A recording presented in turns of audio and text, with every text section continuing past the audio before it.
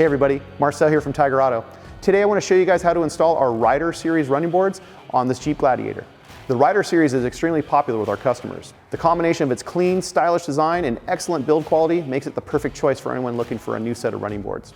With that being said, let's get right into the installation.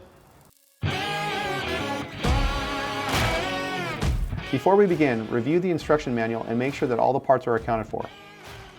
We will start from the driver's side. First, locate the 4 threaded holes along the underside of the rocker panel. For this installation, we'll only be using the front to rear, first, second, and fourth hole locations.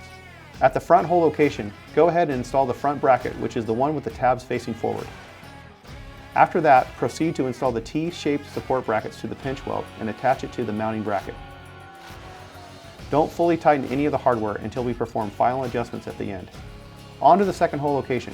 Same thing with the brackets. Make sure that the top tab of the center bracket has a sliced corner and the support bracket has a hole punched. Finish off the bracket installation at the fourth or rear hole location.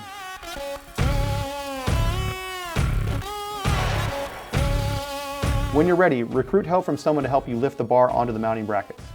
Then go ahead and install the bolts into each location without tightening.